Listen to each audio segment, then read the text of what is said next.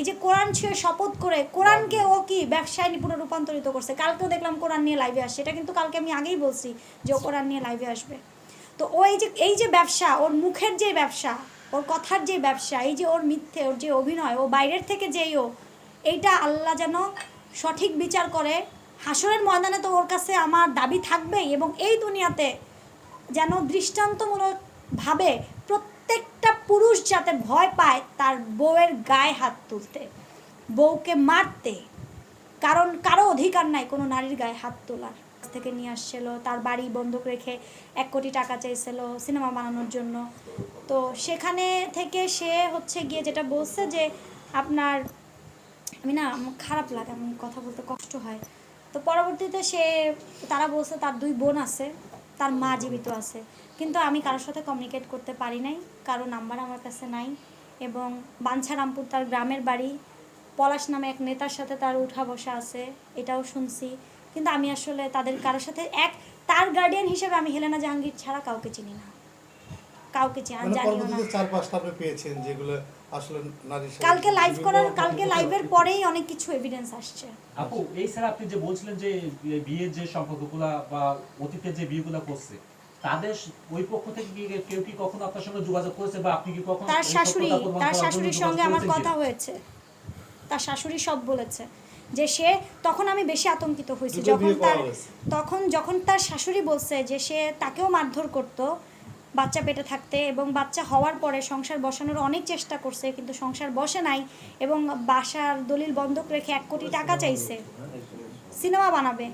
তখন আমি কনফার্ম হয়েছি যে সে আমাকেও বিয়ে করছে টাকার জন্য।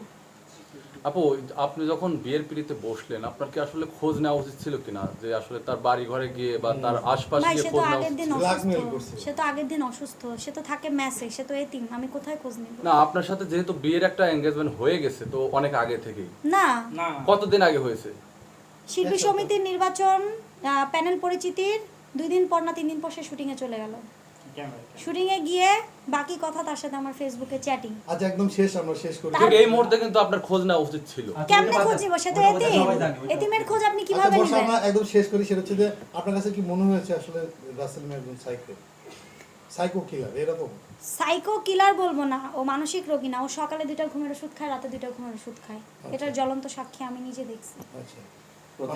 এবং সে কি জানো ওষুধের নাম মাইলাম না ডরমিকাম, 2টা করে খায়।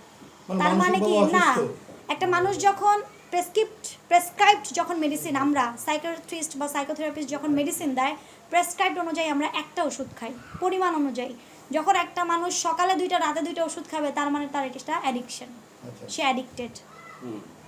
এক কথায় ড্রাগ অ্যাডিক্টেড, এটা চিকিৎসা বিজ্ঞান বলে। আমি দেখি নাই, অনেকে বলছে যে সে, যেমন কালকেই মেসেজ আসছে যে সে ইয়াবার সঙ্গে সংযুক্ত আছে, আমি জানি না, এটা অনেকেই বলছে। এই প্রমাণগুলো আমার কাছে না, কারণ আমার তো ফ্যামিলি বাসা ভাই, আমার বাচ্চা কাচ্চা নিয়ে থাকে। আচ্ছা, আমি একটা বিষয় যোগ করবো, সেটা হচ্ছে যে আজকে যে যার সাথে কথা হলো, আপনাকে বিয়ের পরের দিন গালাগালি করছে, সে কিন্তু একটা বিদেশি একটা ড্রাগের সাথে জড়িত। ওর ওখানেই কিন্তু মূলত রাসেল মিয়া গিয়ে ড্রাগ দুজনে বললো তো যে আমার কাছে সে থাকে, বললো না যে আপনারা বিয়ে করার 1 মাস কয়দিন আগে তো আমার সাথে থেকেই গেছে। রাইট, সে অভিনেত্রী আর কি। এখন দেশবাসীর কাছে আমি একটাই চাই, বিচার, যাতে এই রাসেল মিয়ার কর্মকাণ্ড দেখে কোনো পুরুষ নারী আমার মতো হতভাগা, মানে আমি তো সারভাইভার ভাই, আমি তো সারভাইভ করে এখানে বিধবা, আমার বাচ্চাগুলো এতিম, আমার মতো মানুষের সাথে যে এরকম করতে পারে, অনেকের সাথেই করতে পারে, সুস্থ মেয়েরাও ভুক্তভোগী। আমি চাই ওর দৃষ্টান্তমূলক শাস্তি হোক, এবং ওই শাস্তি যাতে পুরো বিশ্ব দেখে ভয় পায়, আতঙ্কিত হয় যে না, আমরা এটা করতে পারি না। আগে যেমন ছিল যে ওই যে অ্যাসিড ছুড়বেন তো মরবেন, এখন কিন্তু সেটা নাই। এরকম যেন হয় যে নারীদের গায়ে হাত তুলে, নারীদেরকে জিম্মি করে, এই যে কোরআন ছুঁয়ে শপথ করে কোরআনকে ও কি ব্যবসায় নিপুণে রূপান্তরিত করছে। কালকেও দেখলাম কোরআন নিয়ে লাইভে আসছে, এটা কিন্তু কালকে আমি আগেই বলছি যে ও কোরআন নিয়ে লাইভে আসবে। তো ও এই যে ব্যবসা, ওর মুখের যে ব্যবসা, ওর কথার যে ব্যবসা, এই যে ওর মিথ্যে, ওর যে অভিনয়, ও বাইরের থেকে যেই ও, এইটা আল্লাহ যেন সঠিক বিচার করে।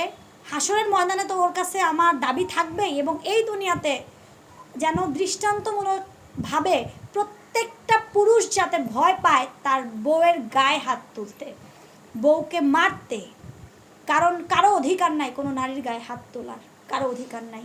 আর যৌতুক একেবারে নিষিদ্ধ। যৌতুক এইভাবে করে টর্চার, মানসিক এবং শারীরিক, আমি ট্রমাটাইজ হয়ে গেছি। আমার ফেস যারা দেখছে, আমি তো প্রতিদিন লাইভে আসি, গোপন কিছু নাই, সবাই বলছে বর্ষাপুর হাসি আর পাই না। আচ্ছা, আপনি আইনানুগ যে ব্যবস্থাটা নিয়েছেন মানে সেইটা একটু উল্লেখ করবেন, কারণ সেটা আমি 11 গ ধারায় আমি দিয়েছি, স্ক্যান কপিটা আছে, আপনারা নিয়ে যান। 11 গ ধারার মামলা নারী ও শিশু নির্যাতন দমন আইনে। এখন আমার লয়ার দেশের বাইরে থেকে আসতেছে, সে অন দ্য ওয়ে।